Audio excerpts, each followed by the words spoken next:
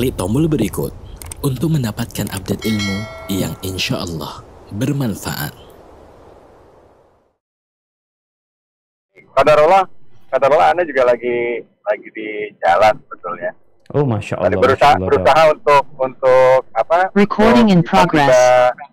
Tiba di rumah, tapi qadarullah masih di jalan. Khairan insya Allah, Dok. Barakallahu fiik. Mufiqobar. Gimana kabarnya, Ustaz? Ustaz di Jember berarti ini, Ustaz? Iya, Dok, di Jember, Dok. Alhamdulillah Jember aman-aman, Dok. Aman ya, Ustaz ya? Masya Allah. Ini kita kira-kira mau mulai Bismillah, Dok. sekarang atau gimana, Ustaz? Bismillah. Atau? Mulai, Oke. Dok. Jadi saya bisa mulai ya, Ustaz ya? Siap, tafadhol, Dok. Barakallahu fikum. Oke. Barakallah. Baik. Assalamualaikum warahmatullahi wabarakatuh. Waalaikumsalam Alhamdulillah. warahmatullahi wabarakatuh. Alhamdulillah.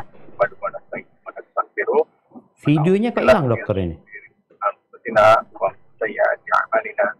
Wa yahdihillahu fala mudilla lahu wa yudlil fala hadiya lahu. Asyhadu an la ilaha illallah wahdahu la syarika lah. Wa asyhadu anna Muhammadan abduhu wa rasuluh la nabiyya ba'dah.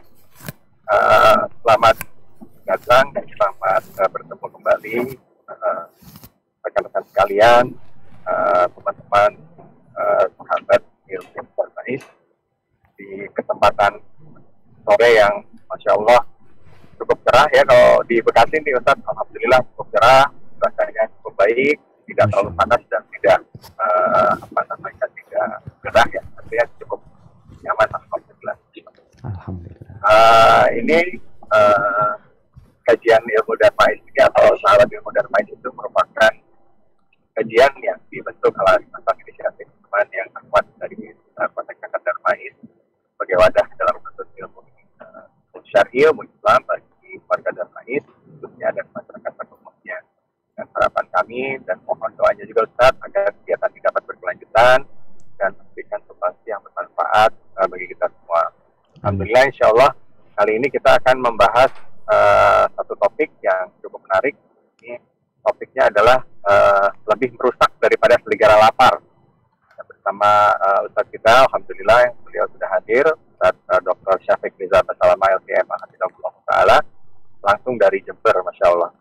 Nah, sebelum memulai kajian, saya akan coba membacakan adab-adab kajian pada hari ini. Mohon agar nama profil menggunakan nama yang mudah dikenali, kemudian audio dalam kondisi mute, ya, kemudian serta akhwat mohon untuk menonaktifkan fitur video, dihimbau untuk mencatat faedah ilmu dari Ustadz yang disampaikan, kemudian tanya jawab setelah penyelesaian materi. Pertanyaan nanti dapat dituliskan di kolom chat. Baik, Ustadz, untuk mempersingkat waktu, kami persilahkan Ustadz untuk dapat menyampaikan materinya. Falyatafadhal masykuran. Jazakumullah khairan. Alhamdulillahirabbil alamin. Segala puji bagi Allah, Tuhan semesta alam. Dialah yang menciptakan kita. Dialah yang mengatur alam semesta ini. Dan dialah yang memberikan rizki dan kelak kepadanya kita akan kembali. Wassalatu wassalamu ala sayyidina Muhammadin wa ala alihi wa ashabihi ajma'in. Salawat dan salam semoga senantiasa tercurahkan untuk baginda Nabi kita Muhammad alaihi salatu wassalam, untuk keluarga beliau, untuk istri-istri beliau, untuk putra-putri beliau, dan untuk seluruh sahabat Nabi. Semoga Allah meridai kita bersama mereka. Amma ba'd, ahibati fillah, khususnya teman-teman yang ada di Rumah Sakit Darmais ya. Kalau kita memiliki sesuatu yang berharga, maka tentunya kita akan selalu menjaganya, merawatnya. Bahkan terkadang kita akan mengundang satpam untuk memberikan pengamanan terhadap barang berharga yang kita miliki. Atau kita akan letakkan di sebuah lemari berangkas besi yang anti api. Kenapa? Karena kita takut barang berharga itu rusak. Dan ada barang berharga yang dimiliki manusia, tapi sebagian kurang menjaganya, tidak mempedulikannya. Bahkan barang itu terkadang seperti bunga yang sudah layu, yang tidak pernah disirami. Bahkan sebagian mungkin sudah mati barang berharga. Barang berharga itu adalah agama kita.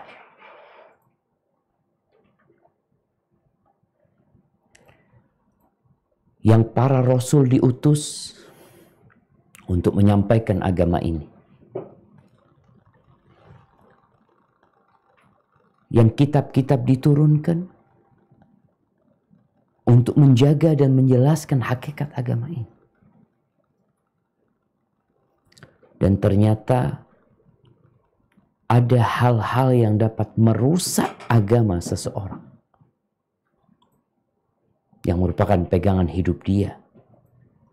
Yang kalau rusak agama seseorang, dia dapat jadi lebih buruk daripada binatang ternak. Artinya orang akan berpikir binatang aja nggak kayak gini gitu. Nggak kayak gini.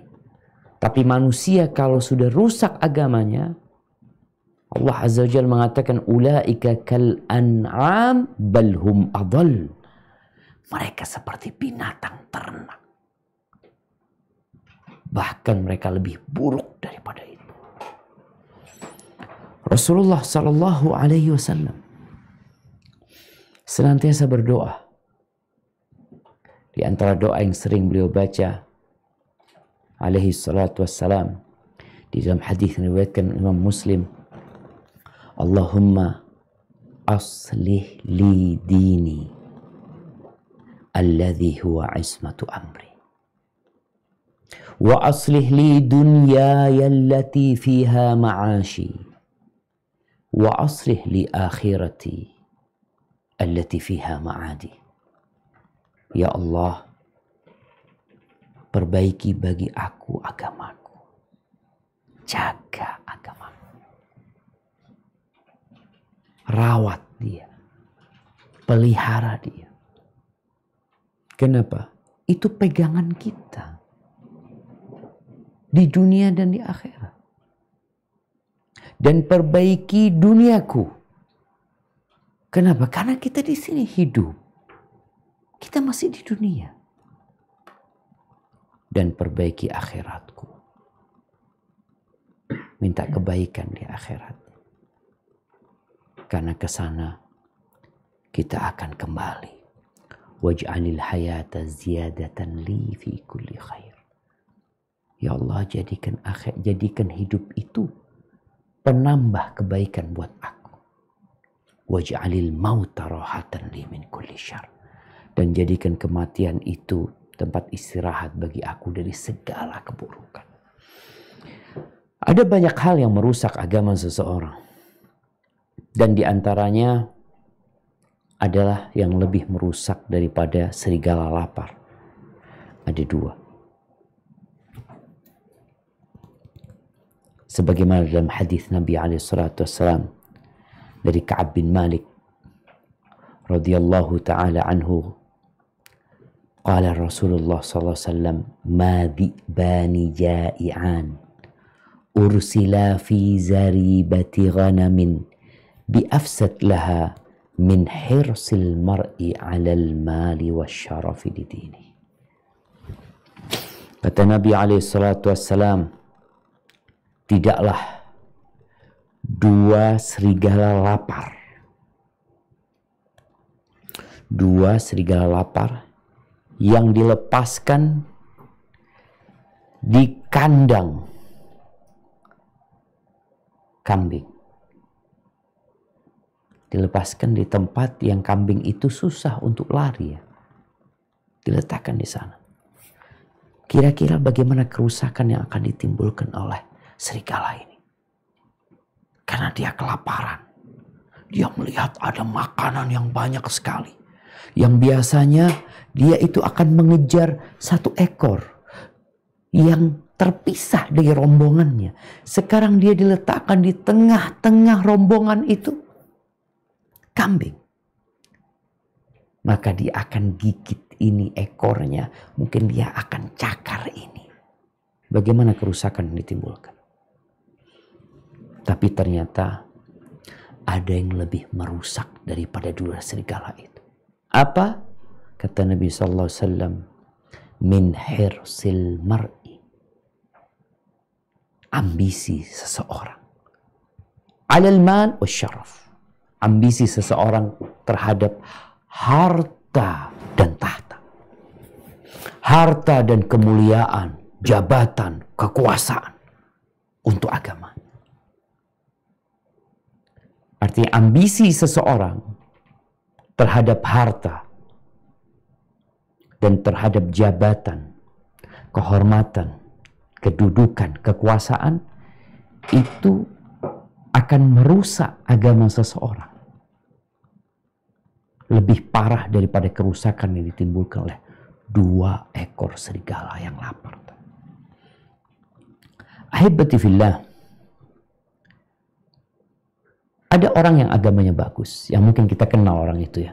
Masya Allah fulan ini orang yang agamis ya. Lulusan Timur Tengah. Doktor lagi. Tapi kadangkala kita kalau melihat orang ini, kok kayaknya gak pernah belajar agama. Dilihat bagaimana sikap dia, omongan dia. Tidak menunjukkan seorang yang faham Al-Quran dan Sunnah. Kenapa? Sudah rusak. Gara-gara ambisi harta dan ambisi kekuasaan. Ini orang yang ngerti agama. Gimana dengan orang yang memang secara agama, ya Allah, dia nggak ngerti apa-apa. Kalau orang yang agamanya baik saja akan rusak gara-gara ambisi ini. Bagaimana kalau orang itu Islamnya hanya Islam keturunan? Yang nama Islam di dalam KTP-nya hanya formalitas. Tentunya akan lebih parah lagi kerusakan yang terjadi. Ahibati fillah, siapa yang tidak cinta sama harta, Allah sudah menanamkan kepada kita cinta kepada harta. Wa innahu lihubbil khairi lasyadid. Sesungguhnya manusia itu kecintaannya kepada harta benar-benar dahsyat sekali. Allah mengatakan zuyyina linnas hubbus syahwat minan nisa'i wal banil wal qanatiril muqantara. Ditanamkan sudah di diri manusia syahwat terhadap wanita, anak, dan harta. Dan hidup tanpa harta itu mungkin menurut sebagian orang seperti malam tanpa bintang, gelap gulita.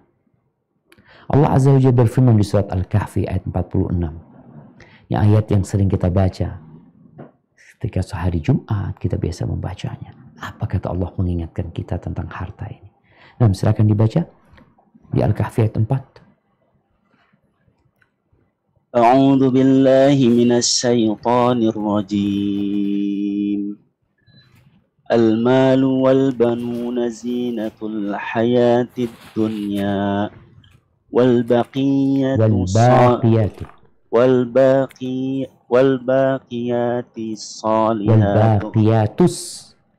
والباقيات الصالحات خير عند ربك ثوابا وخير عملا. Harta dan anak-anak adalah perhiasan kehidupan dunia, tetapi amalan-amalan yang kekal lagi saleh adalah lebih baik pahalanya di sisi Tuhanmu serta lebih baik untuk menjadi harapan. Allahu Akbar. Jadi nggak apa-apa seorang muslim menjadi orang kaya, mengumpulkan harta nggak apa-apa. Bahkan harta itu disebut khair, kebaikan. Qiwamul hayat, tonggak kehidupan. Sehingga bicara harta kita nggak boleh sembarangan kasih anak-anak kita uang. Bisa jadi dibuang-buang nanti uang tersebut. Orang tua perlu menjaga hartanya. Yang jadi masalah adalah ambisi. Ambisi mengumpulkan harta, menumpuknya. Alhaakumut takatsur hatta zurtumul maqabir. Disibukkan untuk bermewah-mewahan, untuk banyak-banyakan harta sampai mati gitu. Kemudian ditinggalkan hartanya. Kita ini kadang-kala tertipu dengan gedung-gedung yang tinggi, dengan mobil-mobil yang mewah, dengan aksesoris dunia yang begitu indah. Padahal semuanya cuma tipuan, jemaah. Semuanya imitasi. Kalau bicara barang dunia ini KW, iya, nggak asli. Loh, kok bisa nggak asli? Iya, ditinggal semuanya. Nggak ada yang dibawa mati. Manusia begitu cintanya kepada harta, begitu berambisi mengumpulkan harta, kadang-kadang sampai lupa akhiratnya. Tadi rusak agama dia. Kata Nabi SAW, Yaqul ibnu Adam, mali, mali. Anaknya Adam itu mengatakan, hartaku, hartaku, ini milikku ini. Aku punya aset, aku punya tanah, aku punya mobil, aku punya gedung. Berbagai macam dari dunia yang dia miliki. Lalu kata Nabi SAW, walaysa laka min malika. Engkau tahu mana yang hartamu? Hartamu itu yang mana? Ma akalta fa'afnai. Yang engkau makan kemudian jadi kotoran, hilang.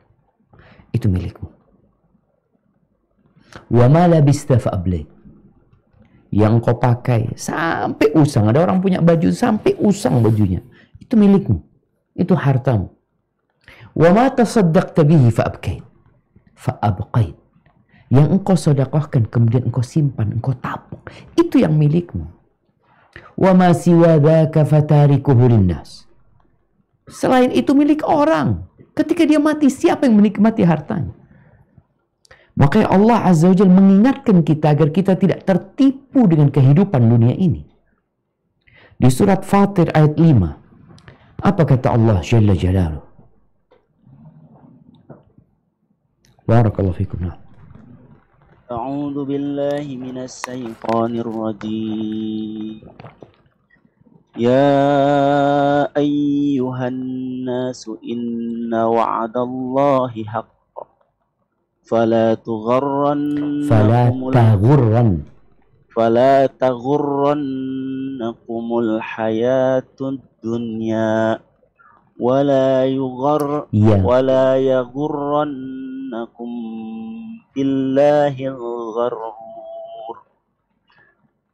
Hai manusia, sesungguhnya janji Allah adalah benar. Maka sekali-sekali janganlah kehidupan dunia memperdayakan kamu, dan sekali-sekali janganlah setan yang pandai menipu memperdayakan kamu tentang Allah. Allahu Akbar. Jangan sekali-kali tertipu. Dua, sama kehidupan dunia ini. Yang satunya setan. Kita tahu bagaimana Nabi Adam alaihissalam ditipu sama setan. Setan ini gimana? Dia penipu yang ulung. Pengalamannya puluhan ribuan tahun. Bagaimana dia menggambarkan kepada ayah kita Nabi Adam alaihissalam tentang sebuah pohon di surga. Pohon biasa-biasa aja. Allah melarang hanya untuk menguji. Akhirnya datang iblis, membuat sesuatu yang biasa-biasa jadi indah. Bahkan sesuatu yang terlarang jadi indah di hadapan Nabi Adam alaihissalam. Sampai dia mengatakan kepada Nabi Adam alaihissalam, hal adulluka ala syajaratil khuldi wa mulkin la yabla. Maukah engkau? Aku kasih tahu pohon keabadian, pohon kekekalan, dan kerajaan yang tidak akan pernah fana. Bohong padahal dia. Dan terbukti Nabi Adam tatkala menurutin hal iblis, diturunkan ke dunia. Maka Allah mengingatkan kita jangan tertipu dengan kehidupan dunia ini dan jangan tertipu sama iblis. Janji Allah itu benar. Dan ahibati fillah, ya inilah kehidupan dunia ini ujian. Dan ujian terbesar bagi umat Islam. Kata Nabi SAW, inna likulli ummatin fitnah. Sesungguhnya setiap umat itu mendapatkan fitnah. Wa fitnatu ummati al-mal. Dan kata Nabi SAW, fitnah umatku itu harta. Ahibati fillah. Iya. Fitnah umatnya Nabi SAW ini harta. Memang pernah Nabi SAW bersama para sahabatnya hidup di masa kesulitan, kefakiran. Ingat kalau bicara fitnah harta ini, bukan berarti orang itu kaya raya, hidup bergelimang harta, baru terfitnah harta. Enggak, bisa jadi orang ini orang miskin, tapi ambisinya dunia. Cuma nggak dapat doang dia.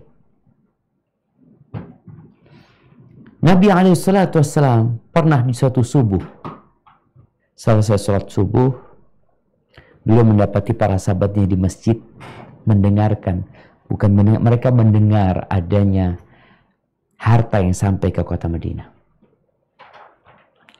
Lalu beliau mengatakan kepada mereka, abshiru wa ammilu ma yasurrukum. Bergembiralah kalian, berharaplah yang menyenangkan kalian. Fawallahi mal faqra akhsha alaikum. Demi Allah, aku tidak takut kalian ditimpa kefakiran. Aku nggak takut. Terus apa yang ditakutkan? Kalau ternyata nggak takut dengan kefakiran. Wa innama akhsha antubsata alaikum dunya. Yang aku khawatirkan tatkala dunia ini dibentangkan buat kalian. Kemudian yang terjadi, fatanafasuha kama tanafasuha. Kemudian kalian akan berlomba-lomba, bersaing untuk mengumpulkan dunia ini. Sebagaimana orang-orang terdahulu pernah bersaing mengumpulkan harta. Lalu apa yang terjadi? Fatuhlikakum kama ahlakatu. Lalu dunia ini membinasakan kalian. Sebagaimana orang-orang terdahulu telah binasa. Hadis yang diriwayatkan Imam Bukhari dan Muslim. Apa yang terjadi ketika orang berambisi untuk mengumpulkan dunia? Tali silaturahim mereka putuskan. Pernah kita melihat kakak beradik ribut gara-gara warisan? Ini orang-orang yang dilahirkan dari satu rahim. Ribut gara-gara warisan. Tidak bertegur sapa gara-gara harta. Wah, harta itu bukan mereka yang ngumpulin. Orang kalau mungkin bekerja sampai dia meneteskan keringat, sampai dia gosong terbakar, lalu dia berjuang mempertahankan hartanya, wajar. Ini harta nemu. Warisan itu harta nemu. Harta itu ada yang mencari kita, ada yang dicari sama kita. Ini rezeki yang mencari kita. Dan gara-gara ambisi, nggak bertegur sapa kakak beradik. Berapa banyak darah yang dikucurkan gara-gara harta. Penjajahan-penjajahan yang terjadi Untuk apa? Perampokan plus pembunuhan. Kadangkala hanya gara-gara handphone. Hanya gara-gara sepeda motor. Karena dia ingin menguasai sepeda motor orang itu, nih begal-begal yang membegal bahkan membunuh. Gara-gara apa? Harta. Wanita-wanita yang jadi pelacur,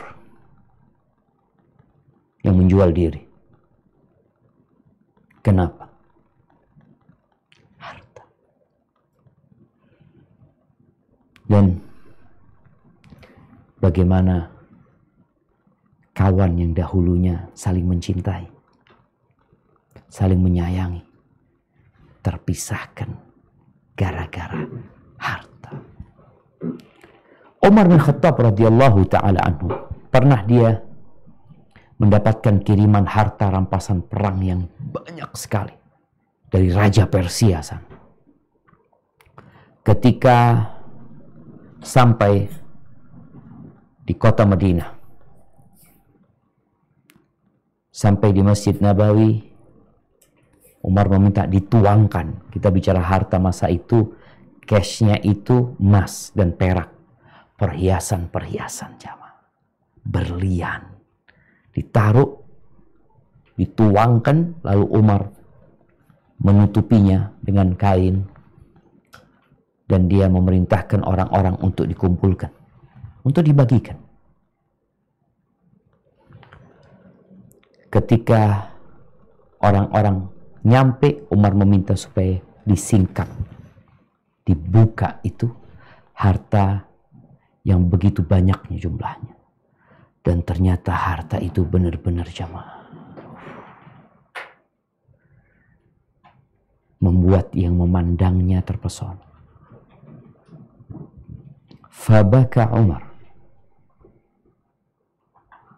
Umar menangis. Wa hamidallah azza wa jal. Dia menangis dan dia memuji Allah jalla jalaluhu. Lalu orang-orang yang datang itu heran. Maka mereka bertanya,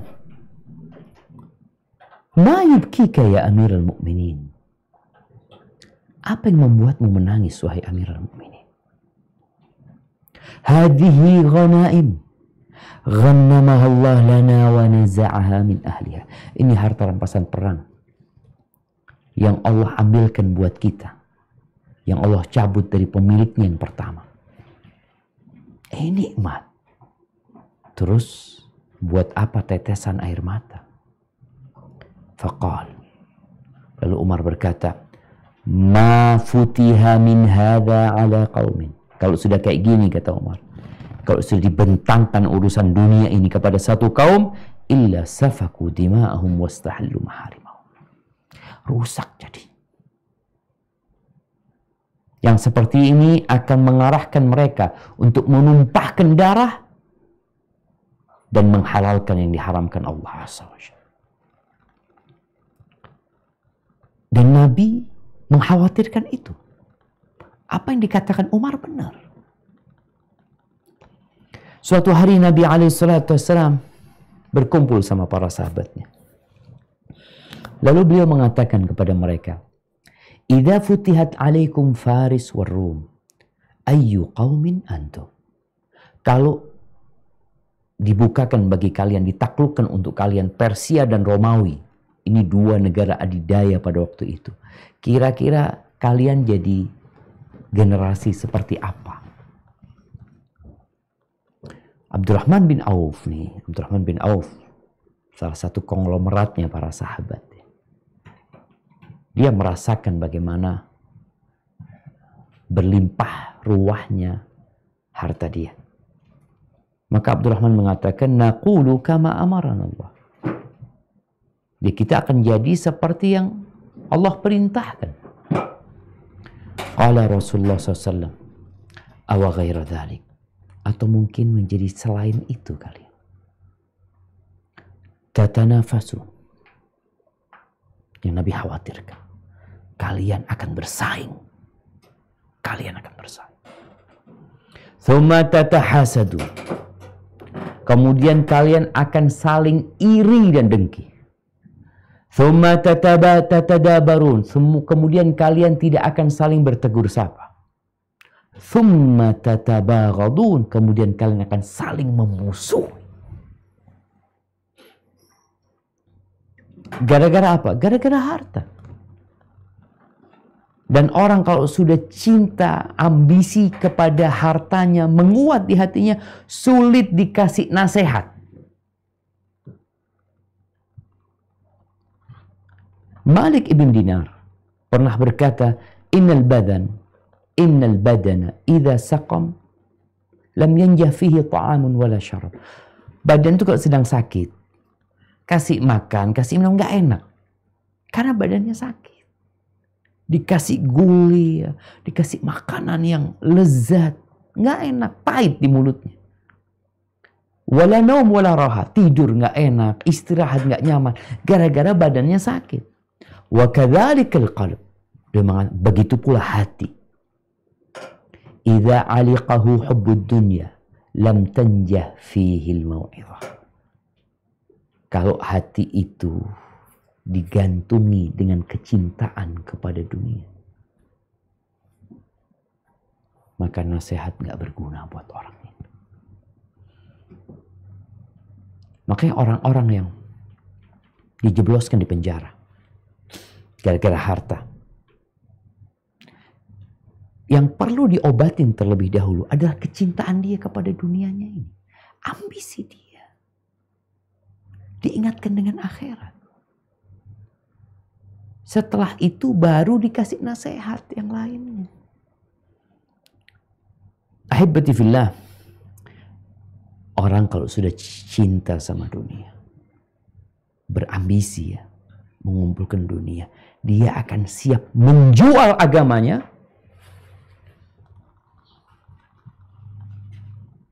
untuk apa? Untuk mendapatkan sedikit kenikmatan dunia. Bagaimana Nabi SAW menceritakan tentang akan adanya fitnah-fitnah yang seperti potongan malam yang gelap gulita. Yusbihur rajulu mu'minan wa yumsi kafiran. Orang ini paginya beriman, sorenya udah kafir.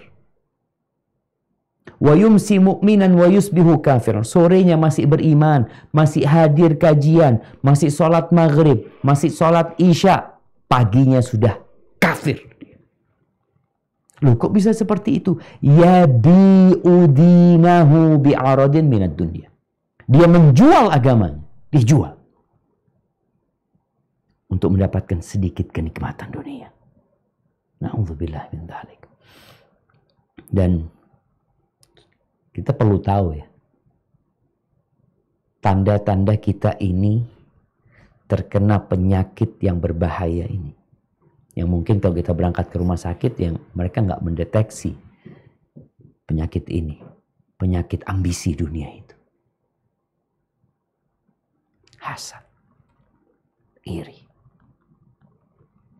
Kalau antum melihat saudaranya punya harta, beli mobil baru, beli motor baru, ya, beli rumah baru, bertambah hartanya, lalu antum iri sama dia, berarti antum terkena penyakit ini.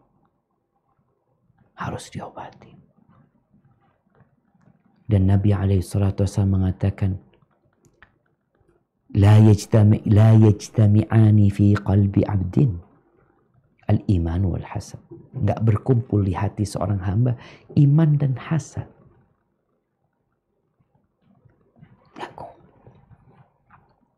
Kemudian tanda orang yang terpapar, bukan terpapar COVID-19, tapi terpapar ambisi dunia ini, ngobrolnya itu dunia doang.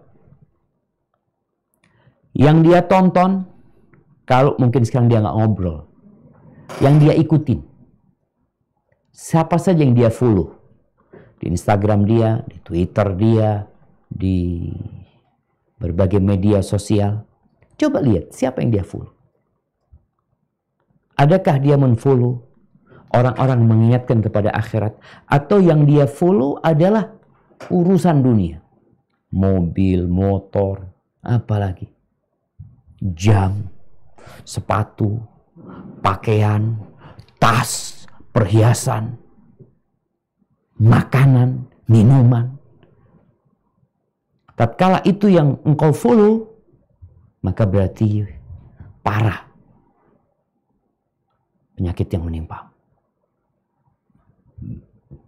Dan kalau ngomong di grup urusannya dunia, kalau datang obrolan agama, dia nggak mau. Afwan, ini bukan grup urusan agama ya. Ya Habibi, agama ini pegangan hidup kita. Agama ini hadir di pasar. Agama ini hadir di rumah sakit. Agama hadir di lapangan bola. Agama hadir di jalanan. Dimanapun agama itu hadir. Karena dia pegangan hidup kita. Tapi sebagian orang ketika ngobrolin urusan dunia, ini dan itu, lalu ada satu yang mengingatkan. Itu nggak boleh, itu haram ya. Jangan bawa-bawa agama ke sini. Bukan agama dibawa ke sana. Agama hadir di sana. Tapi kita menolaknya. Karena apa? Karena ambisi dunia. Rusak agamanya. Dan biasanya dia akan hidup bermewah-mewahan. Dalam urusan menyenangkan dirinya. Tapi kalau urusan akhirat, dia akan berpikir. Sebagian orang ini kadangkala untuk makan ya jemaah. Wisata kuliner ke sana kemari untuk beli pakaian. Puluhan juta, bahkan ratusan juta. Beli tas harganya ratusan juta. Boleh aja engkau beli. Tapi jangan lupa sedekahmu berapa. Nabi SAW mengatakan kepada Mu'adz bin Jabal ketika dikirim ke Yaman, Mu'adz bin Jabal. Nabi berpesan kepadanya, iyyaka wat tana'um. Engkau hindari terus-terusan makan yang enak, terus-terusan pakai baju yang bagus, hindarin. Terus-terusan. Hindari yang seperti itu. Kenapa? Fa inna ibadallah laisu bil mutana'imin. Hamba-hamba Allah yang sebenarnya itu bukan yang hidupnya selalu mengikuti syahwatnya. Syahwat yang boleh. Enggak kayak gitu. Sekali-kali dia tahan dirinya. Sebagian orang untuk wisata kuliner jamaah melakukan perjalanan dari Jakarta sampai ke Cirebon. Untuk makan doang. Untuk makan. Habis makan pulang. Tapi ada pengajian di Jakarta sendiri nggak datang dia. Kenapa? Tidak sesuai dengan ambisinya. Maka ingat, Islam tidak melarang engkau untuk menjadi orang kaya. Tapi yang dilarang adalah ambisi dunia. Allah Azza wa Jalla memuji hamba-hambanya yang mereka berada secara finansial, yang mereka sibuk mencari dunia, tapi mereka tidak lalai dengan tujuan mereka diciptakan. Apa kata Allah Azza wa Jalla di surat An-Nur ayat 37? Silakan dibaca. A'udzu billahi minas syaitonir rajim. Rijalun la tulhihim tijaratun wala bay'un an dzikrillah wa iqamis salati wa ita'iz zakah yakhafuna yawman tataqallabu fihi al-qulubu wal absar. Laki-laki yang tidak dilalaikan oleh perniagaan dan tidak pula oleh jual beli dari mengingati Allah dan dari mendirikan sembahyang dan dari membayarkan zakat. Mereka takut kepada suatu hari yang pada hari itu hati dan penglihatan menjadi goncang. Subhanallah. Jadi kita harus menyeimbangkan kebutuhan dunia kita dan kebutuhan akhirat kita. Kita diciptakan untuk mengabdi kepada Allah Azza wa Jalla. Kita nggak akan lama hidup di dunia. Maka berambisilah untuk akhirat. Bukan untuk dunia. Nabi SAW pernah mengatakan, ni'mal malus saleh fir rajulis saleh. Sebaik-baiknya harta yang baik itu di tangannya orang yang baik. Jadi kalau muslim ini yang taat sama Allah, yang ambisinya akhirat, kaya raya, Masya Allah manfaatnya. Masjid-masjid cepat berdiri. Bangunan-bangunan sekolah nggak lama mengumpulkan dana. Karena banyaknya muslim-muslim yang kaya, yang berduit, tapi soleh gitu loh. Ahibati fillah, ada seorang sahabat Nabi. Ada banyak sahabat Nabi sebenarnya yang kaya raya, yang mereka tidak berambisi dunia. Abdullah bin Zubair. Amr bin Qais mengatakan, Abdullah bin Zubair itu punya 100 budak yang dipekerjakannya. Dan budaknya ini hebat-hebat. Yukallimu kulla gulamin minhum bilughatin ukhra. Setiap budak itu ngomongnya sama bahasa yang berbeda-beda. Artinya pintar sekali Abdullah bin Zubair ini. Bisa ngomong dengan bahasa mereka. Fakuntu idza nazartu ilaihi fi amri akhirati. Aku kalau melihat dia dalam urusan akhiratnya, aku berkata pada diriku, ini orang gak kepingin dunia sekejap mata. Kalau melihat ibadahnya Abdullah bin Zubair. Wa idza nadartu ilaihi fi amri dunya. Kalau aku melihat urusan dunia dia ketika dia bekerja ini itu, aku berkata pada diriku, hadza rajulun lam yuridillah tarfata ain. Ini orang gak kepingin Allah sekejap mataku. Karena dia dapat memposisikan diri. Ketika ngurusin dunia, ya sudah yang semangat gitu loh. Cari dunia untuk akhirat gitu. Dan Abdullah bin Zubair kalau dia sedang sholat, ka'annahu 'ud. Kalau dia sedang sholat ibadah, dia seperti pohon. Seperti pokok kayu, batang kayu. Tak bergerak. Sedangkan sebagian orang, sholat Jumatnya telat. Gara-gara hubbud dunya. Datang ke masjid ketika khatib sudah naik mimbar.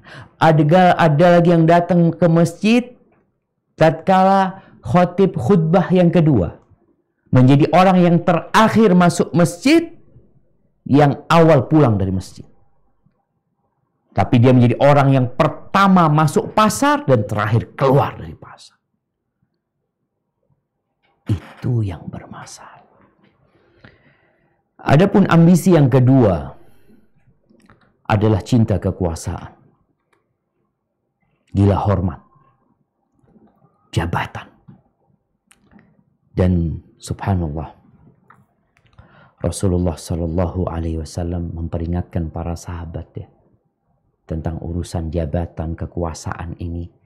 Ini adalah sesuatu yang menakutkan sekali jamaah, yang dapat menghancurkan diri hamba. Bagaimana ketika ada seorang sahabat yang minta jabatan, minta dikasih ya kedudukan.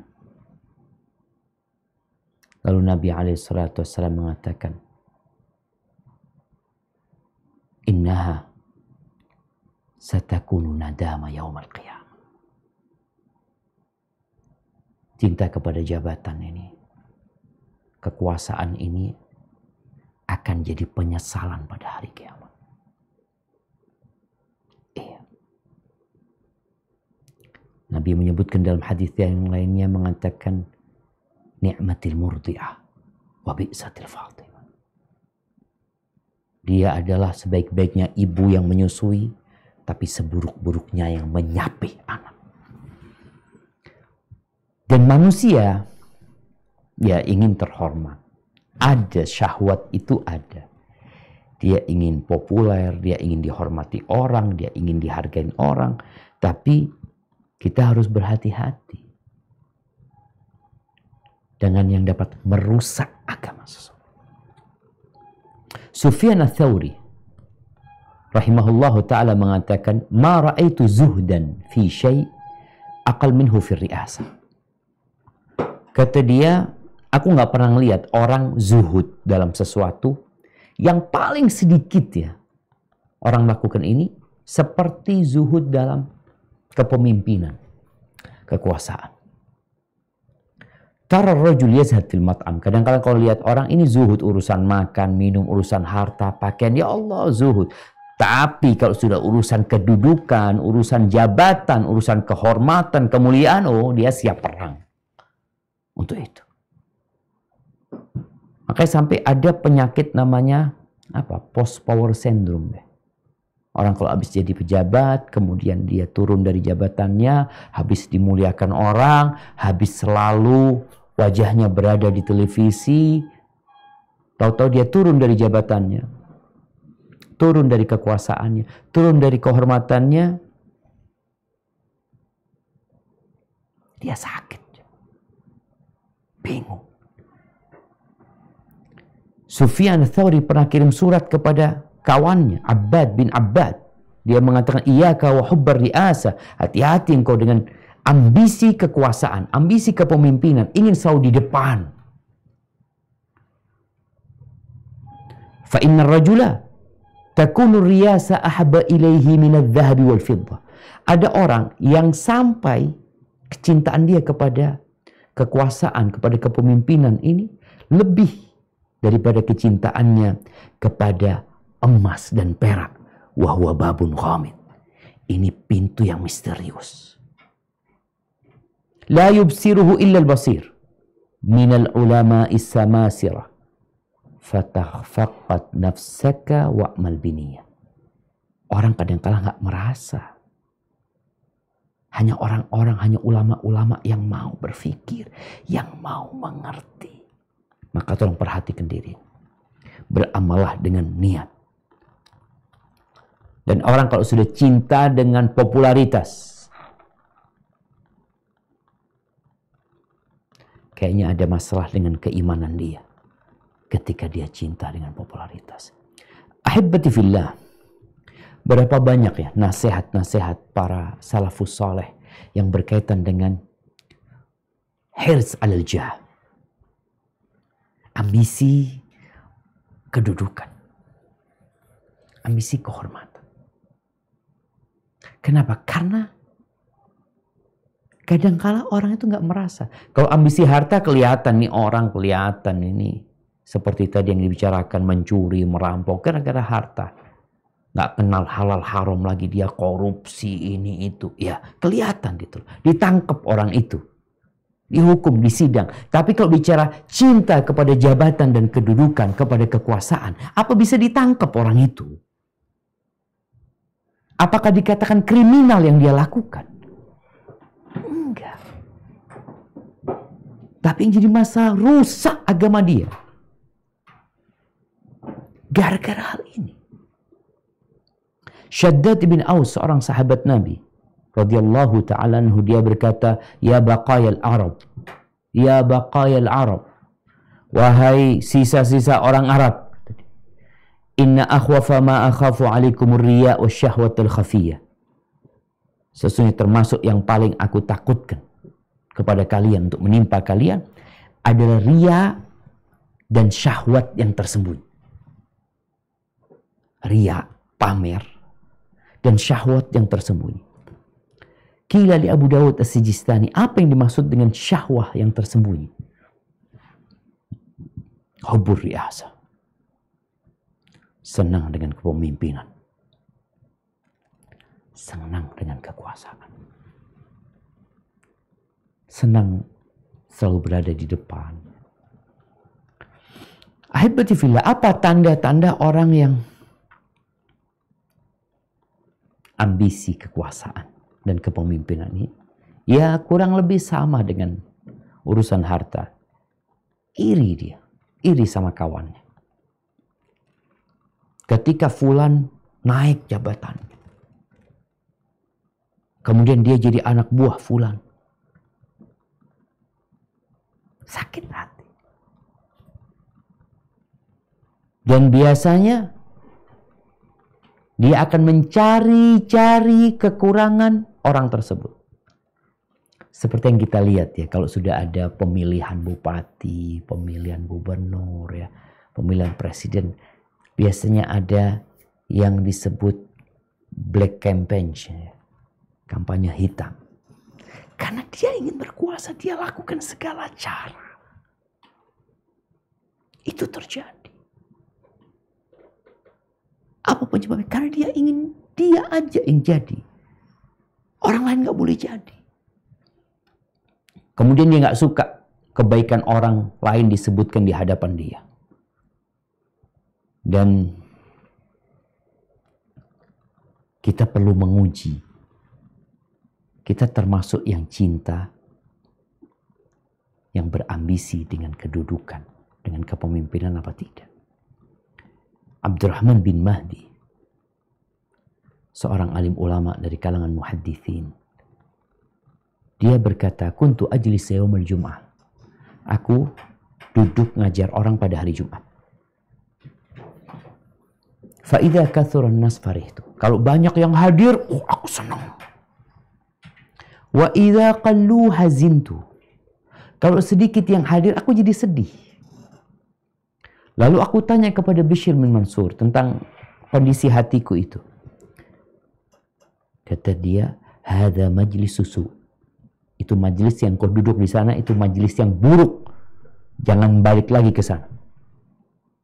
Akhirnya orang ini nggak pernah balik lagi ke sana. Abdurrahman bin Mahdi nggak pernah balik.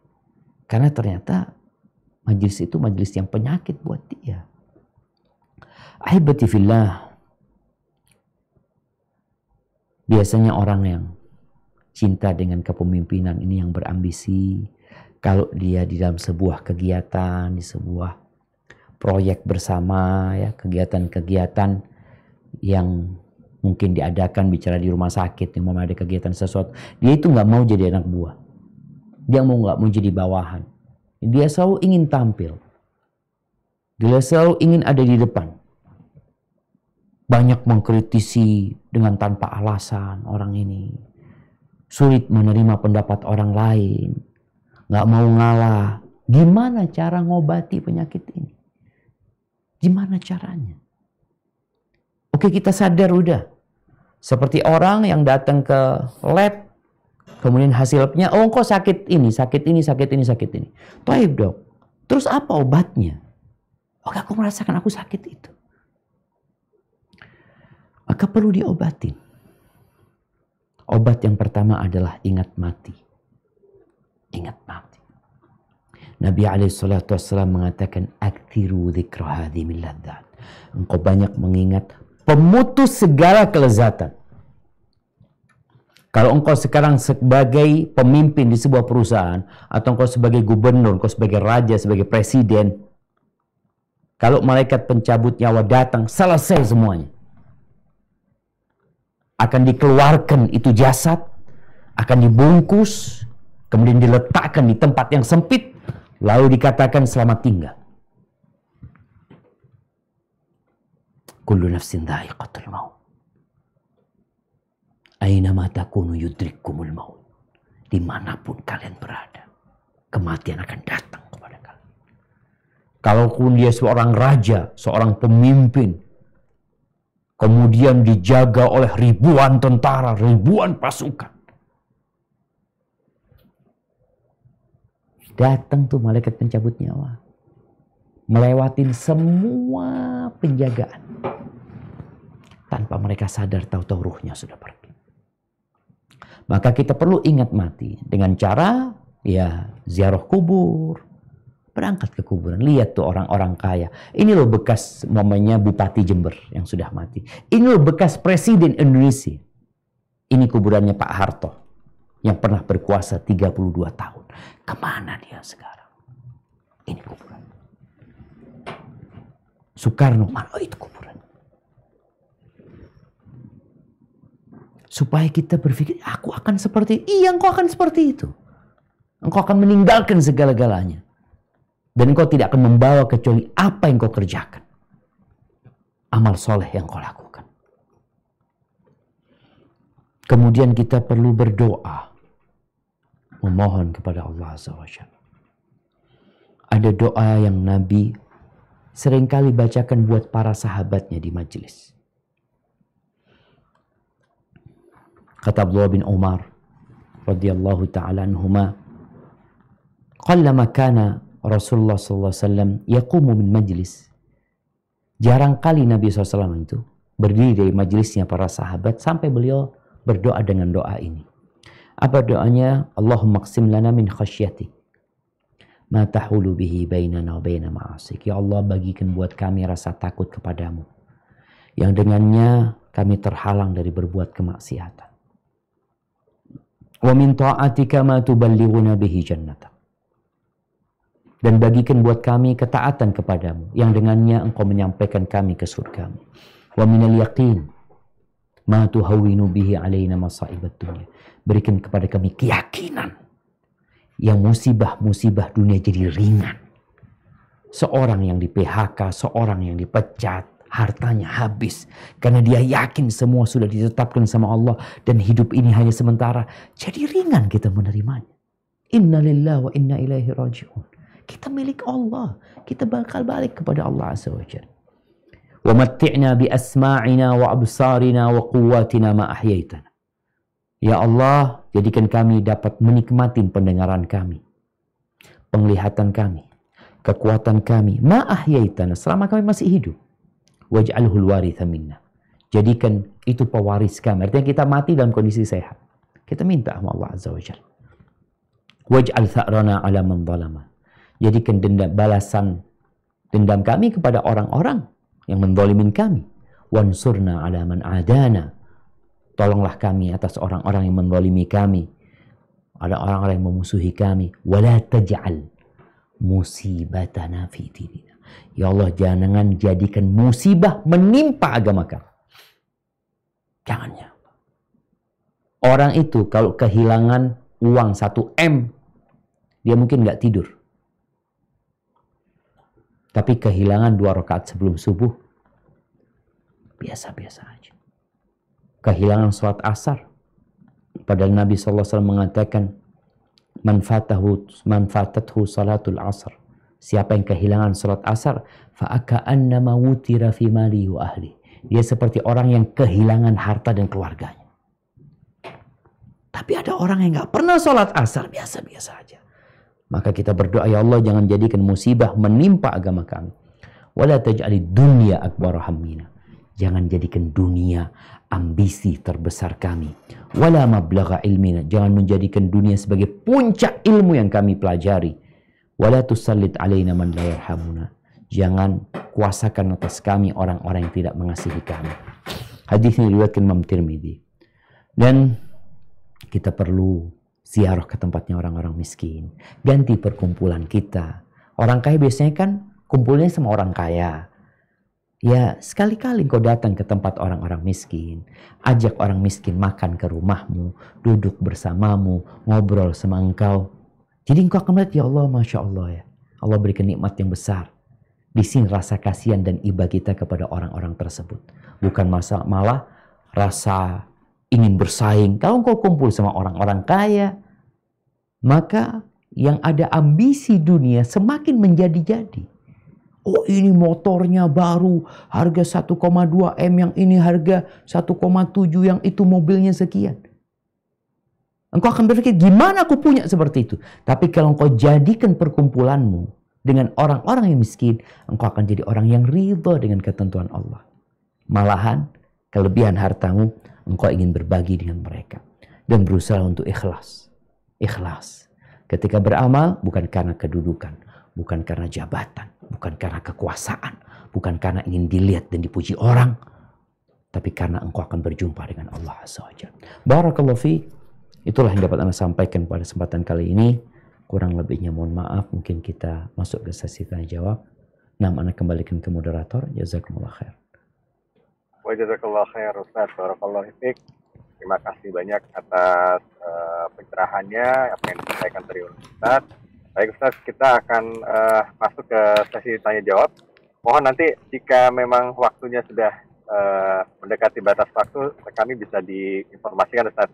Baik, mungkin kita akan mulai dari yang raise hand dulu ya. Mungkin kepada Ufti Yovela Aulia Rahmi. Tafadhol, silahkan.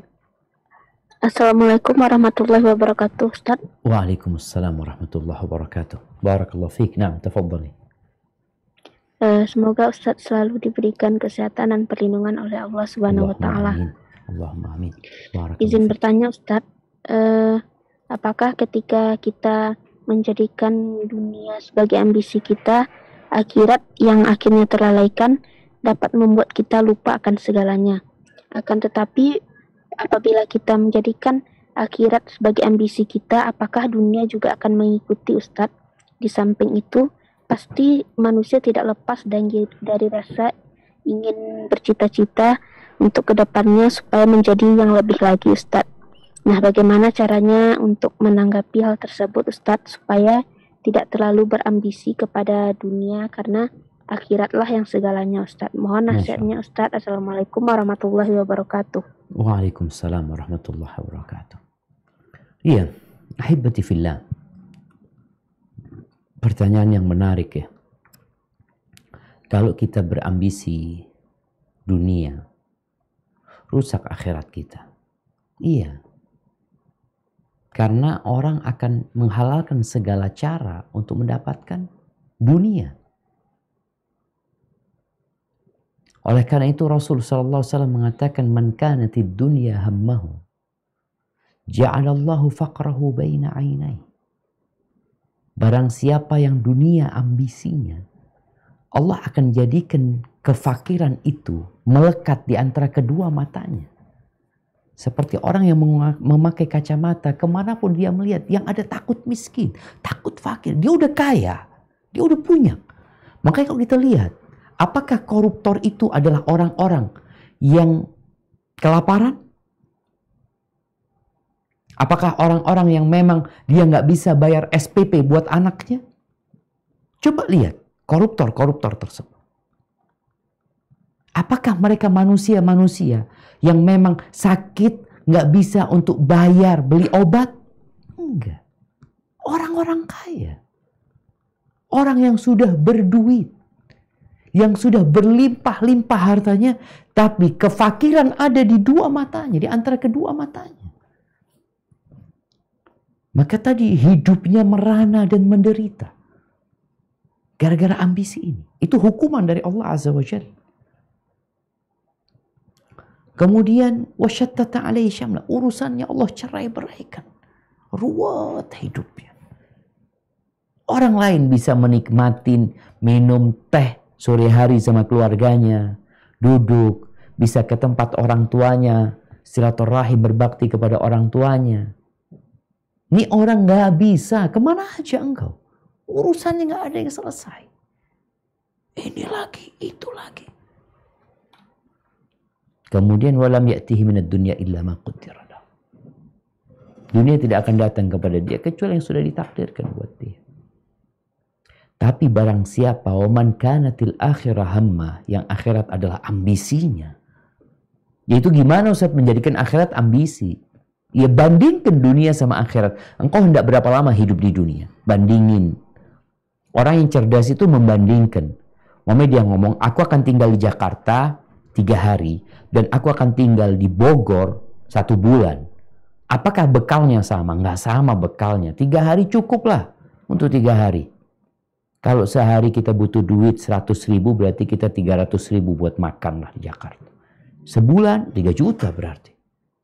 Maka bandingin kita akan berapa lama hidup di dunia. Dan berapa lama hidup di akhirat. 1 hari di akhirat. Wa inna yawman inda rabbika ka'alfi sanatin mimma ta'uddun. 1 hari di akhirat itu seperti 1000 tahun dari kehidupan kalian. Allahu Akbar. Yang akhirat ambisinya, maka Allah Azza wa Jal akan menjadikan kekayaan di hatinya. Dan urusannya nggak rumit, sederhana. Dan dunia akan digiring kepada dia dalam kondisi dunia itu hina. Dipaksain dunia datang kepada dia. Kalau bicara bagaimana kita sebagai seorang manusia yang ingin hidup lebih baik, silahkan. Engkau kepingin, orang yang punya mobil ya, mobilku, kepingin gantilah yang lebih bagus. Rumahnya kepingin rumah yang lebih luas. Tapi ambisi dia akhirat. Ketika dia bekerja, bukan untuk menumpuk harta, bukan untuk pamer. Tapi bicara kebutuhan, itu kebutuhan Ustaz. Oke, silahkan. Ketika dia punya kelebihan harta, maka dia akan berbagi dengan orang lain. Sehingga tidak lupa dengan kewajiban dia. Oleh karena itu banyak sekali ayat-ayat yang mengatakan wa anfiqu, infakkan harta kalian, keluarkan. Jadi tatkala engkau punya harta, bagaimana sekarang berbagi dengan orang lain. Allah Azza wa Jalla mengatakan wailul likulli humazatil lumazah. Celaka, wail, ada neraka, lembah di neraka bagi orang yang suka mengumpat, suka memaki. Alladhi, orang ini kayak apa kerjaannya? Alladhi jama'a malan wa'addada. Yang kerjanya ngumpulin harta, lalu menghitung-hitung harta tersebut. Ini yang tercela. Kalau engkau ngumpulin harta, lalu membagikannya, ahlan wa sahlan. Barakallahu fiik. Mungkin seperti itu. Nah. Oh, barakallahu fiikum. Jazakumullah khair atas jawabannya Ustaz. Baik, ini kita beralih ke pesan direct message ini Ustaz. Assalamualaikum warahmatullahi wabarakatuh. Ini ada satu mungkin ikhwan atau akhwat yang menanyakan apabila masa lalunya itu beliau pernah melakukan hal-hal yang sifatnya kesyirikan, seperti budaya-budaya yang memberi makan kepada leluhur dan lain sebagainya. Nah, saat ini mungkin kemungkinan beliau sudah bertaubat, tapi masih terbayang-bayang gitu Ustaz, tentang perilakunya di masa yang lampau.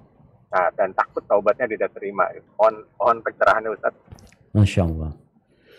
Iya, barakallahu fiik ya. Ahibati fillah. Kadangkala ambisi dunia ini membuat sebagian orang melakukan kesyirikan. Ya. Sebagian orang yang ingin hartanya bertambah, dia berangkat ke satu tempat, melakukan ritual, entah siapa yang dia sembah. Memberikan sesajen kepada lautan, bukan kepada sang pencipta. Kadangkala terjadi. Apa yang harus dilakukan? Kalau dia sudah bertobat kepada Allah Azza wa Jalla, dan syarat-syarat tobat itu terpenuhi. Yang pertama, dia menyesali.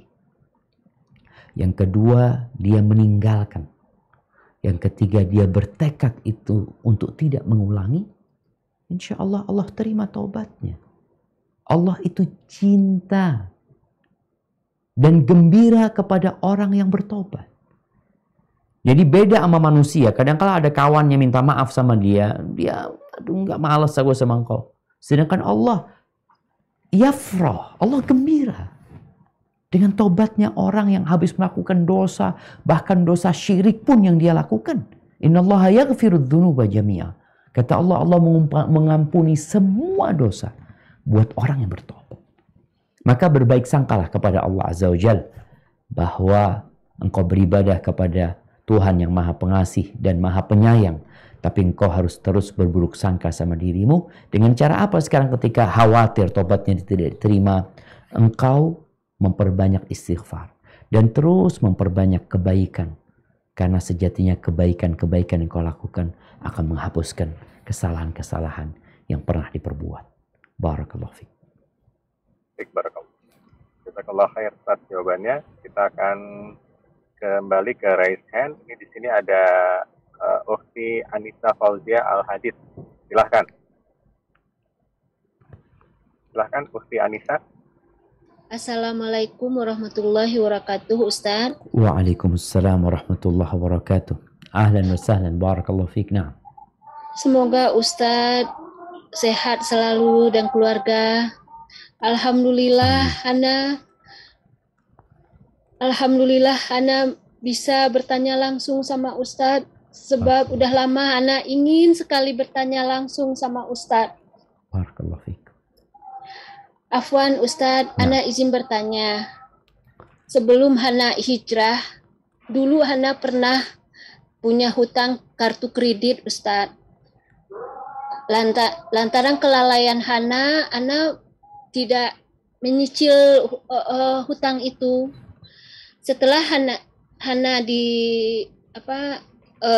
ditinggal sama suami Ana udah meninggal. Ana sekarang udah hijrah dan setiap mendengar kajian dari ustaz yang lain, kalau sakit kita atau hutang piutang kita itu akan Ustaz, nanti akan arwah kita akan terkatung-katung nanti gitu. Ana mohon Ana punya niat udah lama untuk ingin membayar kartu-kartu kredit tersebut. Bagaimana caranya untuk membayarnya, Ustadz? Tadinya Ana punya niat membayarnya itu, apakah Ana infakkan aja atas nama, misalnya, artinya sudah nggak ditagih lagi gitu? Iya, nggak aktif lagi, Ustadz. Udah lama, 15 tahun yang lalu, Ustadz. Apa sama pihak yang mengutangi sudah diikhlaskan? Nggak tahu, Ustadz. Soalnya mereka nggak ada penagihan. Jadi Ana pernah anti ke tempat mengeluarkan kartu kredit tersebut untuk menanyakan kepada mereka? Nggak tahu, Ustadz. Soalnya yang punya kartu kredit itu suami, Ustadz. Oke, iya. Jadi yang punya utang suami sebenarnya? Iya, tapi kartu kredit itu pernah Ana dulu memakainya, Ustadz. Siap. Ana mencairkan kartunya itu, terus uangnya Ana pakai. Jadi lantaran kehidupan kami dulu benar-benar merosot, benar-benar kami diuji sama Allah. Jadi belum nggak bisa membayarnya. Siap. Gitu. Jadi sekarang Ana Ustaz, apalagi sekarang keadaan Ana lagi sakit gitu. Jadi ingatan Ana gimana ini cara untuk membayarnya. Ana takut sewaktu-waktu namanya nyawa kita nggak tahu, Ustaz. Jadi kadang-kadang itu yang membawa Ana kadang-kadang kepikiran terus gimana caranya untuk membayarnya itu, Ustaz. Jadi nggak tenang kayaknya, Ustaz gitu. Siap. Barakallahu fiik. Baik, sudah jelas pertanyaannya ya, biar dijawab Pak Ustadz ya. Siap. Masya Allah. Jazakallahu khairan, Ustaz. Assalamualaikum. Waalaikumsalam warahmatullahi wabarakatuh. Iya, hibbati fillah. Ini urusannya sama harta juga. Sekarang ini gara-gara ambisi dunia. Orang itu mencari harta dengan riba. Di masa sekarang ada yang namanya pinjol, pinjaman online. Orang kalau ambisi dunia, ambisi harta, dia gimana dapat harta walaupun Allah murka sama dia. Tapi sebelum ini mungkin tadi bicara kartu kredit. Ya kalau memang Anda nggak tahu, mungkin bisa ditanyakan kepada yang faham ya tentang kartu kredit. Apakah memang ketika orang itu sudah meninggal dunia lalu nggak bayar atau nggak ditagih, artinya ada pemutihan gitu. Ketika memang pihak yang mengeluarkan kartu kredit itu melakukan pemutihan, berarti dia nggak punya utang lagi. Anak ingat waktu itu pernah ada kartu Tri dulu, ya kartu Tri. Di situ boleh kita itu beli beli pulsa, bayarnya nanti. Jadi pencet pulsa, masuk, nanti kita bayar. Bayarnya sama, tidak ada unsur riba di sana. Suatu saat mati kartu itu. Akhirnya Ana berangkat untuk ngelunasin. Ana punya utang, Ana ngomong, dicek, udah nggak ada kata dia. Terus gimana? Ya udah nggak ada, memang sudah diputihkan. Berarti kalau memang tadi sudah diputihkan, berarti nggak perlu lagi kita bayar. Tapi kalau ternyata belum, maka kita perlu membayar hanya pokoknya. Dengan cara apa? Kalau memang itu kewajiban kita. Kalau mereka menuntut lain lagi ceritanya.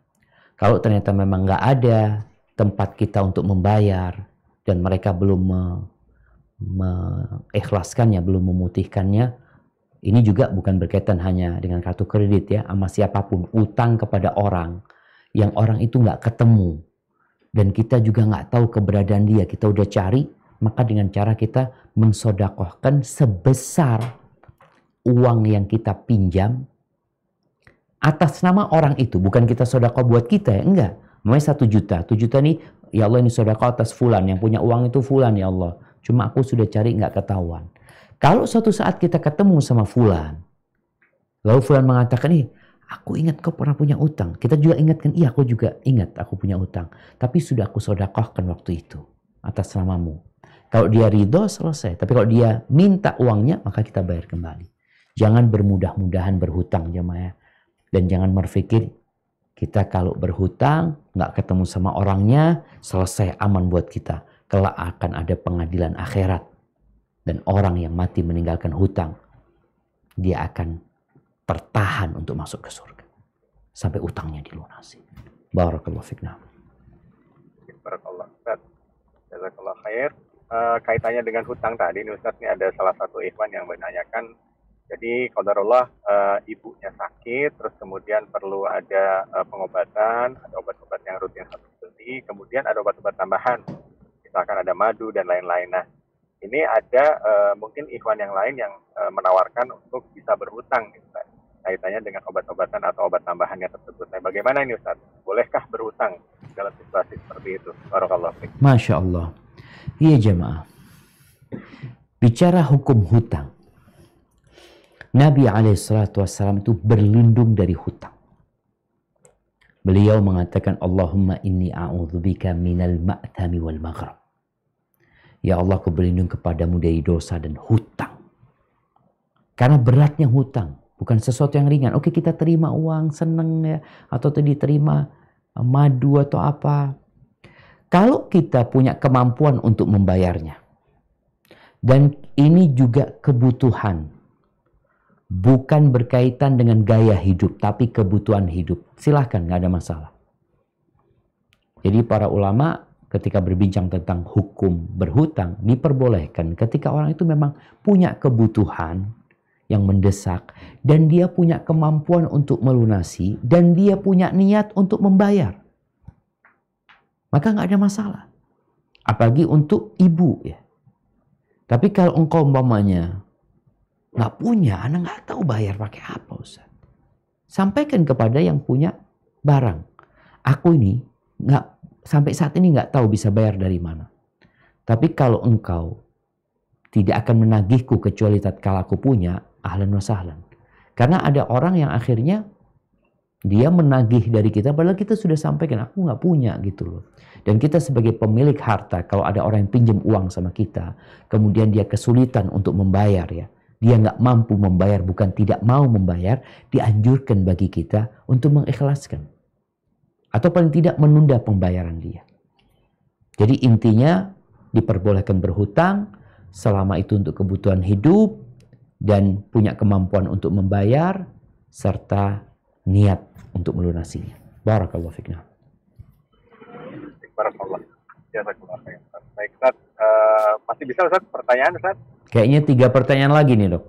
Baik Ustaz. Nah ini kita ke raise hand lagi, ada Ummu Erni Yuanita. Aduh, silahkan Ummu Erni. Assalamualaikum Ustaz. Izin bertanya. Ini pertanyaan titipan. Suaranya bisa lebih dikerasin, Umi? Assalamualaikum Ustaz. Waalaikumsalam. Ya. Kurang keras cuma. Oh iya. Semoga Ustaz dan tim selalu dalam lindungan Allah Subhanahu Wa Taala. Allahumma amin. Ini titipan pertanyaan dari teman anak Ustaz. Jadi dia di sini posisi sebagai kakak ipar. Adik iparnya itu hamil 2 nikah Ustaz. Dan yang menghamilnya itu suaminya itu maksudnya yang laki-laki yang menghamilnya itu udah punya istri Ustaz. Nah istrinya itu nggak setuju kalau si suaminya itu bertanggung jawab. Nah itu bagaimana ya Ustaz posisinya kalau dalam Islam itu apakah kalau hamil 2 nikah itu si laki-laki wajib bertanggung jawab atau bagaimana ya Ustaz? Kita bertanya Ustaz. Barakallahu fiik. Iya, ahibati fillah. Subhanallah. Istri anak tadi ngomong sama anak. Dia beli nasi, penjual nasinya itu ngomong sama seorang pemuda. Ngomong sama dia, mengatakan, udah, nggak usah pacar-pacaran. Sekarang tuh nggak ada lagi, sudah masanya pacaran. Yang ada apa kata dia? Hamil sebelum nikah. Udah engkau nikah. Jadi kalau dia subhanallah, dia ingin menjelaskan kepada anak muda ini. Ketika engkau berhubungan dengan seorang wanita, berpacaran, yang ada hamil tuh nanti perempuan. Kenapa? Ma khala rajulun bimra'atin illa syaitanu thalithuhuma. Seorang laki-laki kalau berduaan sama wanita yang bukan mahramnya, bukan istrinya, yang ketiganya setan. Dan kembali kepada pertanyaannya. Apa yang harus dilakukan suami? Bertobat kepada Allah Azza wa Jalla. Dan sang istri tadi kalau punya suami seperti ini, pezina suaminya, maka dia seharusnya gugat cerai suaminya. Kecuali suaminya bertobat kepada Allah Azza wa Jalla. Bukan dia mau nerima suami asalkan nggak tanggung jawab. Dia terima suaminya lagi kalau suaminya bertobat kepada Allah Azza wa Jalla. Kita kadang-kala memahami kehidupan dunia ini terlalu sempit, jemaah. Kita bakal ada kehidupan selanjutnya nantinya. Akan ada persidangan pada hari akhir. Baik, kalau pertanyaannya, apakah seorang laki-laki wajib bertanggung jawab kalau dia menghamili seorang wanita? Dia wajib bertobat, bukan wajib bertanggung jawab. Wajib bertobat kepada Allah Azza wa Jalla. Karena anak yang ada di perut perempuan itu nasabnya nggak kepada bapaknya. Bapak biologisnya enggak. Karena dia ada di luar pernikahan. Terus nasabnya ikut siapa? Ikut ibunya yang pasti. Kalau dia ingin menikahi, jadi menikahi karena bertobat kepada Allah Azza wa Jalla, silahkan nggak apa-apa. Dan tidak butuh izin dari istri. Nggak butuh. Engkau melakukan hal itu karena bertobat kepada Allah Azza wa Jalla. Karena engkau kesian dengan perempuan ini. Silahkan, tapi tobat loh. Jangan berpikir ketika engkau menikahi dia, lalu semuanya jadi halal. Dosamu tetap dosa zina. Dan anak itu adalah anak zina, bukan anak hasil pernikahan. Oleh karena itu, tatkala datang seorang wanita kepada Nabi SAW. Dia mengatakan, ya Rasulullah, inni hubla minaz zina. Ya Rasulullah, aku hamil dari hasil zina. Nabi tidak bertanya kepada perempuan ini, siapa yang menghamilimu? Enggak.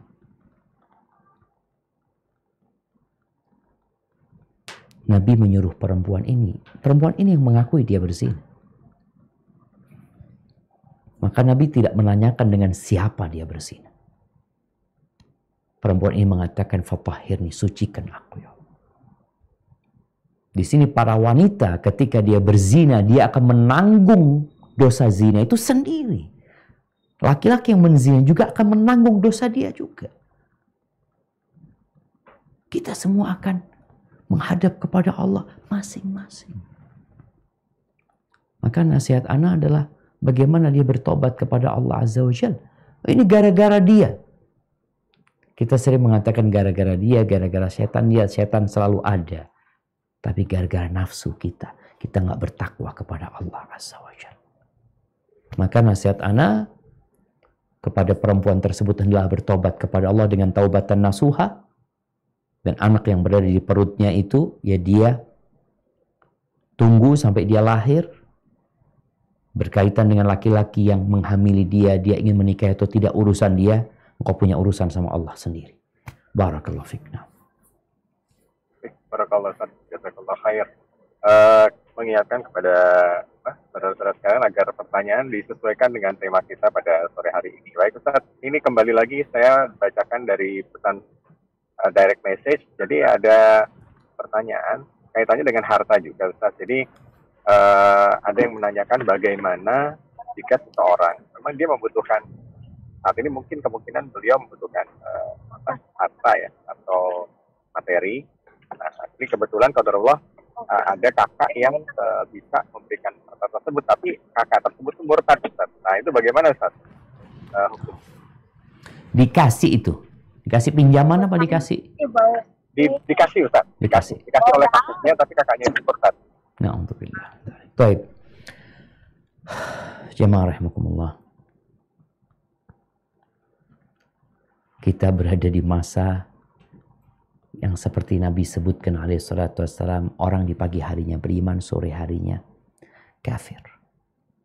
Sore harinya beriman, pagi harinya kafir. Dia menjual agamanya untuk dunia. Dan kalau bicara bagaimana kita menerima harta dari orang kafir? Maka sejatinya boleh-boleh saja. Tapi di sini ada satu masalah. Yaitu orang ini saudara kita sendiri, dia murtad. Pertanyaannya, jangan sampai dia memberikan harta kepada kita dan dia berusaha untuk memurtadkan kita. Maka cari di tempat lain. Yang seharusnya kita berusaha mengasih tahu orang tersebut. Mendakwain dia untuk masuk Islam. Karena kadang-kala gara-gara kita dikasih harta sama dia, akhirnya kita jadi nggak enak sama dia. Nggak enak ngasih tahu dia. Maka ini berbahaya. Maka lihat kondisimu. Tatkala engkau masih bisa memberikan nasihat kepada kakak yang murtad ini, maka tafadhol. Jadi memperbaiki keluarga kita yang murtad itu boleh jadi kita dengan mendekati dia, mendakwain dia, dan boleh jadi dengan memutuskan hubungan sama dia. Maka lihat bagaimana posisimu sekarang, mana yang mampu kau lakukan. Kalau ternyata dengan harta itu membukamu untuk berdakwah, maka jangan ambil itu harta. Tapi kalau masih bisa terus berdakwah kepada dia, ahlan wa sahlan. Barakallahu fikna. Barakallah. Ustaz, mungkin satu pertanyaan lagi ya, Ustaz, boleh? Siap. Barakallahu fik. Ya, ini barakallah. Ini ada raise hand lagi, Ustaz, kepada mungkin ini Ufti Erni Juanita. Adol, silahkan.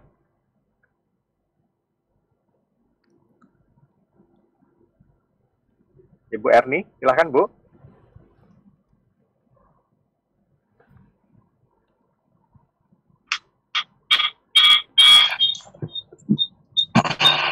Dokter Ina silakan. Dokter Ina mungkin silakan. Dokter Ina Irawati. Ya, Assalamualaikum warahmatullahi wabarakatuh. Waalaikumsalam warahmatullahi wabarakatuh. Ahlan wa sahlan. Barakallahu fiik. Alhamdulillah, jazakillah khairan. Saya diberi kesempatan untuk bertanya langsung ke Pak Ustadz. Semoga Pak Ustadz sehat selalu dan dalam lindungan Allah Subhanahu wa Ta'ala. Amin, Dok. Terkait dengan topik yang disampaikan Pak Ustadz tadi, yang bahwa manusia ini sekarang udah sibukan dengan harta, bahkan sudah terkena COVID pun yang dipikirkannya hanya harta. Nah, itu saya alamin sendiri tuh Pak Ustadz di grup. Jadi ada rekan, itu sudah kena COVID, jadi yang dibahas hanya harta. Jadi ketika saya bahas share tentang agama, selalu protes, sudahlah katanya, kita ini udah COVID, jangan dibikin stres, jangan nakut-nakutin katanya gitu. Nah pertanyaan saya ada dua. Yang pertama, bagaimana ya cara mengingatkan gitu di wag tersebut yang ya sepertinya kalau untuk masalah agama tuh di lapak sebelah deh, jangan di situ gitu. Padahal sepertinya penting kita mengingatkan gitu kan. Kemudian yang kedua, qadarullah orang tersebut meninggal Pak Ustadz. Nah yang ingin saya tanyakan, kan katanya yang meninggal karena COVID itu syahid. Tapi apakah syahid juga kah bila yang wafat tersebut sholatnya juga ya tidak 5 waktu, kemudian yang dibahas juga banyakkan masalah harta gitu, bukan agama. Itu saja Pak Ustaz. Jazakallahu khairan. Barakallahu fiik. Barakallahu fiik. Ya, ahibati fillah, subhanallah ya. Orang itu udah sakit ya, kadangkala ambisi dunianya tetap ada di dirinya. Memang dalam sebuah hadis disebutkan yahrumu ibnu Adam wa yabqal itsnan. Anaknya Adam itu jadi tua, sepuh dia, tapi ada dua yang tetap muda, yaitu al-hirsu wal amal, ambisi dan angan-angan. Itu melewatin ajalnya. Seperti dokter sebutkan tadi, orang ini akhirnya mati gitu, ditinggalkan semua hartanya. Yang dia omongkan semuanya habis, nggak ada yang dia bawa. Tapi ujian harta, seperti itu ujiannya. Apa yang harus kita lakukan? Jadi memang di antara tanda-tanda orang terpapar ambisi harta, dia itu sulit dikasih nasihat. Dan yang dia bicarakan adalah dunia, adalah harta. Ketika ada omongan agama, dikatakan di lapak sebelah lah urusan agama, nggak usah dibawa-bawa ke sini. Na'udzubillah min dzalik. Kita tetap jamaah. Kita tetap boleh jadi kita share secara pribadi, bukan di grup ya. Kita kirimkan kepada dia sebagai nasihat buat dia. Sampaikan kepadanya, aku ini cinta sama engkau. engkau sebagai saudaraku sesama muslim. Dunia ini gak lama lagi. Jadi mohon maaf kalau aku memberimu nasihat seperti ini. Jadi mungkin tidak di grup, kalau memang dia gak mau seperti itu, kita bisa share secara pribadi. Tapi sebelum share, tolong dibuka dulu pintu hatinya. Dengan cara kita tadi menyebutkan kenapa alasan kita memberikan nasihat. Nabi SAW itu kadang-kadang kalau ngasih nasihat orang sambil mengatakan, Wallahi inni uhibbuk, demi Allah aku mencintaimu. Maka kemudian beliau baru memberikan nasihat. Baik, bagaimana dengan orang-orang yang mati karena COVID-19 ini tapi dia nggak ahli ibadah? Bahkan dikatakan tadi sholatnya nggak benar. Jamaah rahimakumullah. Wabah penyakit, diantaranya ta'un ya, itu menjadi rahmat buat orang-orang yang beriman. Ingat, buat orang-orang yang beriman. Di mana orang ini bersabar menghadapi musibah yang menimpa dia. Dia tinggal di negerinya, dia berharap pahala dari Allah Azza wa Jalla, maka dia akan mendapatkan pahala syahid. Tapi kita tahu yang mati kena COVID ini ada orang nggak sholat, orang peminum, ada orang yang nggak beragama, ada orang kafir, macam-macam. Jadi kembali bagaimana kondisi keimanan dia sebenarnya. Ini hanya sebuah pertanda. Seperti orang yang mati tenggelam. Itu syahid, dapat pahala syahid. Tapi bagaimana ibadahnya orang ini? Jadi syahid ini tambahan. Artinya pahala tambahan atas kematian berat yang menimpa dia. Dikasih tambahan. Semua orang bakal mati. Ada orang soleh mati, yang satu mati biasa, yang satu mati kena COVID. Maka di sini ada kelebihan tambahan buat dia. Tapi kalau ternyata dia orang yang gak soleh, dia orang yang bukan ahli ibadah, boleh jadi COVID ini jadi adab buat dia nantinya gitu loh. Karena dia udah dikasih penyakit, bukan sholatnya tambah benar. Malah dia tetap meninggalkan sholat, tetap mikirkan dunia. Jadi musibah yang datang, penyakit yang datang, itu dapat menghapuskan dosa, mengangkat derajat, tapi bisa jadi azab buat orang tersebut. Jadi tergantung bagaimana kita menyikapinya sebenarnya. Barakallahu fiik. Mungkin itu yang dapat Anda sampaikan. Kurang lebihnya mohon maaf, yang benar dari Allah Jalla Jalaluh, yang salah dari diri Anda pribadi, Allah dan Rasulnya terbebaskan dari kesalahan itu. Anda kembalikan ke moderator. Jazakumullah khair. Wa jazakallah khair, barakallahu fiik. Ustaz, jazakallah khair atas penyampaian materinya, nasihat-nasihatnya. Mungkin terakhir mohon kami bisa disampaikan mungkin ikhtitam terkait kajian pada sore hari ini, Ustaz. Barakallahu fiikum. Iya, ahibati fillah. Setiap pagi kita itu dianjurkan berdoa. Allahumma inni as'aluka ilman nafi'an wa rizqan tayyiban wa amalan mutaqabbal. Ya Allah, aku memohon kepadamu ilmu yang bermanfaat. Karena ilmu ini penting agar kita tahu dengan halal dan haram. Kita tahu mana yang boleh dan mana yang tidak boleh. Dengan ilmu, orang itu bisa faham mana yang manfaat dan mana yang mudarat. Maka jangan lupa tiap pagi untuk membaca doa ini. Minta ilmu yang bermanfaat, khususnya ilmu yang menyelamatkan kita dari azab neraka. Yang kedua, minta rizqan thayyiban, minta rizki yang halal. Bukan yang banyak, tapi yang halal, yang berkah. Yang ketiga, minta amalan yang diterima. Wa amalan mutaqabbala. Yang insya Allah dengan doa ini semoga Allah membimbing kita dalam perjalanan kita mencari rizki, menjalani kehidupan dunia ini, kita tidak salah langkah dan tidak salah niat. Barakallahu fiik. Itu yang dapat Anda sampaikan. Anda kembalikan ke moderator. Jazakumullah khair. Jazakumullah khair. Barakallahu fiik, Ustaz. Terima kasih, Ustaz. Sekali lagi kami sampaikan banyak terima kasih atas apa yang sudah disampaikan.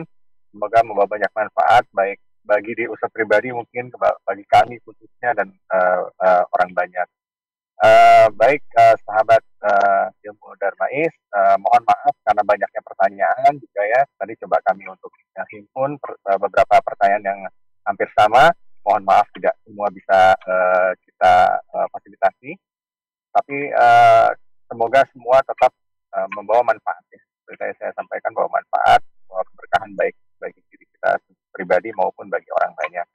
Baik, kita tutup kajian pada sore hari ini dengan sama-sama mengucapkan doa kafaratul majelis. Subhanakallahumma wa bihamdika, asyhadu an la ilaha illa anta, astaghfiruka wa atubu ilaik.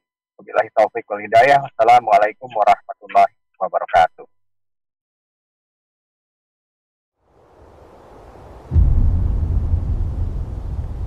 Klik tombol berikut untuk mendapatkan update ilmu yang insya Allah bermanfaat.